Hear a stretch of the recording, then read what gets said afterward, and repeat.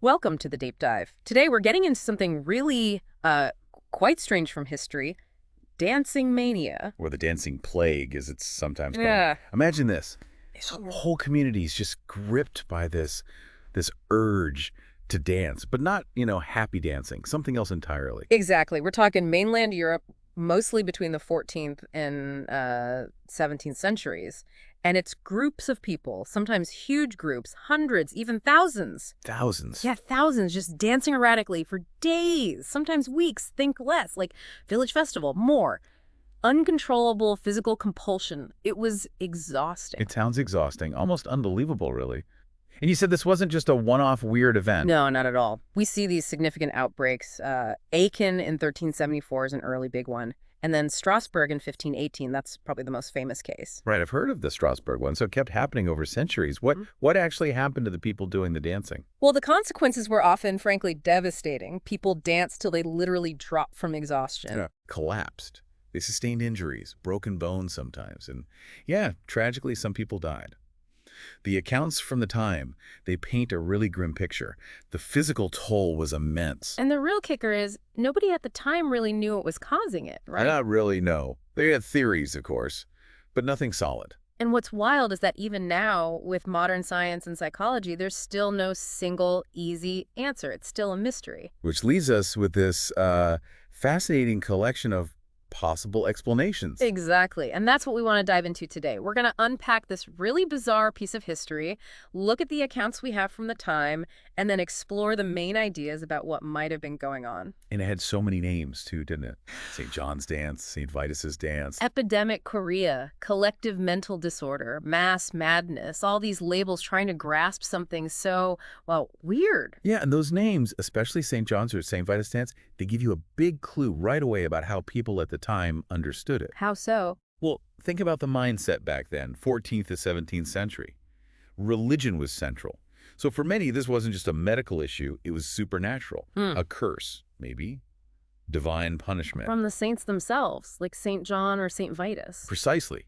That's why you see records of people making pilgrimages to shrines dedicated to these saints, hoping for a cure. They genuinely believed the saint could lift the curse. And some outbreaks even happened around their feast days, didn't they? Which would only reinforce that belief. Absolutely. It fit their worldview. If you believed a saint cursed you, the logical response was religion. Right? Prayers, pilgrimages. I think I read some accounts even mention exorcisms being performed. They did, yes.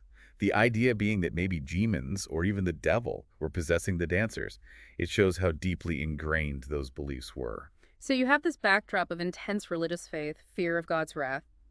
It kind of makes sense that supernatural explanations would be the first port of call when something so inexplicable happened. It does. People tend to reach for the frameworks they know, especially when faced with the unknown and frightening. But it wasn't all religious responses, was it? I remember reading about musicians being brought in sometimes to play for the dancers. That seems odd. It does seem counterintuitive, doesn't it? Hire musicians to play for people who can't stop dancing. Yeah. What was the idea behind that? Well, the thinking might have been to try and somehow regulate the dancing, maybe guide it towards exhaustion faster, or perhaps make it more orderly. But reports suggest it often backfired. Oh. Instead of calming things down, the music sometimes seemed to energize the dancers or even draw more people into the frenzy, made it worse. Wow. So even their attempts at cures could spread it? That points to something social going on too, maybe. Definitely hints at that. The power of suggestion or social contagion, even in those early responses. It wasn't just isolated individuals suffering. Okay, so besides the supernatural, people also tried to frame it as, like, a physical disease. You mentioned epidemic chorea. Yes, chorea is a real neurological thing. Causes involuntary jerky movements, sometimes looks a bit like dancing. So you could see why they made the link. But it wasn't quite chorea? Probably not, or at least not just chorea. The sheer scale of these outbreaks, thousands of people, and all the psychological stuff described, it doesn't perfectly match known neurological conditions. People also mentioned epilepsy, but again, the symptoms described in Dancing Mania, they don't fully line up. It feels like they were struggling to fit it into any existing medical box. Exactly. Which brings us to those more psychological terms. Right. Collective mental disorder, mass madness, collective hysterical disorder. That sounds more like something spreading mind to mind, a kind of psychic contagion. Yeah, there's the idea, yeah. How did these outbreaks actually look? I mean, thousands dancing for days. It's still hard to really picture. The accounts describe just that. Huge numbers, dancing for hours, days, sometimes weeks on end. It's almost impossible for us to imagine now. Mm. And it wasn't, elegant or coordinated, often quite wild. Staggering scale. And this wasn't brand new in the 14th century either, you said. There were earlier reports. There are hints, yeah. Yeah. Less detail, but suggestions of similar things maybe as far back as the 7th century. More concretely, Kolbig, Germany, 1,021 peasants dancing disruptively on Christmas Eve. It seems to have occurred. And the 13th century had some weird ones too, right? Like kids dancing from Erfurt to Arnstadt. Yes, that one's fascinating. And as some sources point out, it sounds quite a bit like the Pied Piper legend. Which emerged around the same time. That's a really interesting potential link between a real event and folklore. Absolutely. Then there's that story about 200 people dancing on a bridge over the Meuse River until it collapsed. Oh, wow. And the survivors supposedly went to a chapel dedicated to St. Vitus for help. These earlier incidents seem to set the scene. So then 1373-74 becomes a major moment. Reports from all over Europe. It seems like it. Aachen in 1374 really kicked off a big wave, spreading rapidly through the Low Countries, France, Germany. And it didn't stop there, late 14th into the 15th century. Strasbourg had an earlier one in 1418, maybe linked to fasting. Schaffhausen, Zurich. But Strasbourg 1518 is the big one everyone talks about. It really is iconic, yes. The story usually starts with one woman, Frau Trophäe, dancing alone in the street. And then? Within days, dozens joined her. Within a month, maybe 400 people. It peaked in the 16th century, seemed to. Basel had incidents with children. There's a report of a lone man in Anhalt. Even into the 17th century, you still get accounts of dancing linked to specific religious sites. The fact that these accounts pop up again and again, different times, different places, but with these core similarities, it really suggests something real was happening, doesn't it? Even if we can't nail down the cause. Exactly. Historians like John Waller, who studied this a lot, emphasize we have pretty detailed contemporary evidence for outbreaks like 1374 and 1518. It's not just myth. Okay, so across these centuries, what were the common threads? What did people notice? Well, one really crucial factor seems to be the timing. These outbreaks often flared up during periods of extreme hardship. Like plague years, famines. Precisely. Plague, famine, floods, general social upheaval. That context of stress seems really important. And the dancing itself, how long did it go on for? Hours, days, weeks. Yeah. Some accounts even mention months, though that's harder to verify.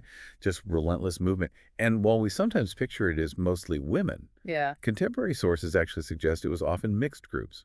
Men, women, children sometimes. And it wasn't like a choreographed dance routine, you said? No, definitely not. Oh. There's some debate about how spontaneous it always was versus maybe having some organized elements. Mm. But generally, the dancers seemed out of control, like they were in a trance, an altered state. Unable to stop themselves. Right. And sometimes groups would apparently travel dancing from town to town, like a bizarre procession, picking up more people as they went. They were sometimes described wearing strange clothes, bright colors, carrying wooden sticks. Some of the details are just so odd. Garlands in their hair. Yeah. Hating the color red. Enjoying having their feet struck. Yeah, really specific, strange details in some accounts. And the sounds to screaming, laughing, crying, singing, all mixed in with the dancing. Total sensory overload, it seems. Consumed by it. And then there are the more disturbing reports. People dancing naked, making obscene gestures, even reports of public sexual activity.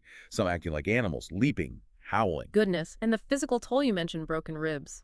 Dying from exhaustion. Yes, severe physical consequences. Mm. Chest pains, convulsions, hyperventilating, hallucinations were also reported. But interestingly, while some died from exhaustion, others were described as reaching a state of, like, ecstasy. Ecstasy. Amidst all that. Apparently so. A strange mix. And the idea that it could spread?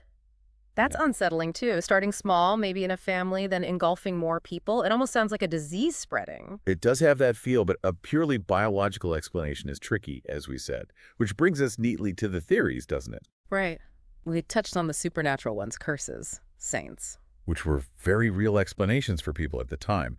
But what about more, let's say, scientific or natural causes? Okay, what's on the table there? Well, a big one is ergot poisoning, ergotism. Ah, yes, from fungus on rye bread. St. Anthony's fire. That's the one. It can definitely cause convulsions, muscle spasms, hallucinations. Oliver Sacks even floated it as a possible factor in the Salem witch trials, that sort of thing. So it seems plausible, biologically, it causes weird It symptoms. does cause weird symptoms, yes. Convulsions, hallucinations. You can see the potential link. But it doesn't perfectly explain everything about dancing mania. Can ergotism make you dance nonstop for weeks? Does it explain the group behavior, the specific rituals sometimes described, the apparent contagion? Probably not entirely on its own. The fit isn't perfect. So ergot is maybe part of the picture for some outbreaks, but not the whole story. That's how many researchers see it now, yeah. Plausible contributor, but unlikely to be the sole cause of these mass dancing events. Okay, so if not just ergot, what other biological ideas were floated? People have looked at things like encephalitis, epilepsy, typhus, diseases that were around in Europe then and can have neurological effects. But same problem. Pretty much. None of them seem to fully match the unique, large-scale, and behavioral aspects of dancing mania. There are always symptoms or patterns that just don't quite align. Which keeps bringing us back to the stress, the psychology, the social context. Exactly. We mentioned the hardship, the Black Death, wiping out huge parts of the population, constant fear, famine. The 14th to 17th centuries were incredibly stressful times. So the idea is the dancing was what? A reaction to that stress. Possibly, yeah. A kind of mass psychogenic response. Yeah. Maybe a way to release unbearable tension, an unconscious coping mechanism. Some have suggested it was almost like seeking an ecstatic trance state to escape the grim reality. Shared stress leading to a shared, very physical, very extreme behavior. That makes a certain kind of sense. Deborah Hyde and others argue that social contagion was key here.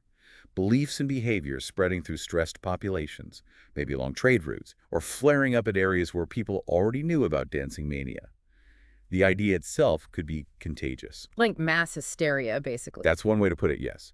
Mass psychogenic illness is the term often used now. The power of suggestion, imitation, shared belief in vulnerable communities facing trauma.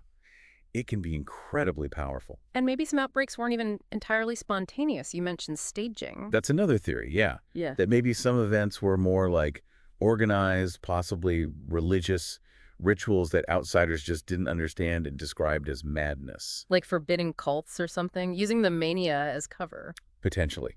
Justice Hecker, an early medical writer on this, described aspects that sounded almost like festivals, mentioning ancient pagan practices like jumping through fires, the nodfer. It adds another layer, the idea of ritualistic behavior being misinterpreted. So many possibilities. And it's very likely not just one single thing, right? It was probably multifaceted. Maybe some people were genuinely psychologically disturbed, others joined out of fear or social pressure, others were caught up in a ritual. The current thinking often leans towards mass psychogenic illness as a core component, a psychic epidemic, psychological distress manifesting physically and spreading socially. So putting it all together, you've got populations under immense chronic stress. You have existing cultural beliefs, maybe about saints' curses, providing a kind of script for the behavior. And then you add social contagion. And boom, you potentially get these extraordinary outbreaks. It's a potent mix of mind, body, and society. A stark reminder of how linked those things are. Definitely. And think about how certain beliefs could linger in regions like the idea of angry spirits causing a dancing curse. That cultural belief could act like a trigger, especially when times got tough again.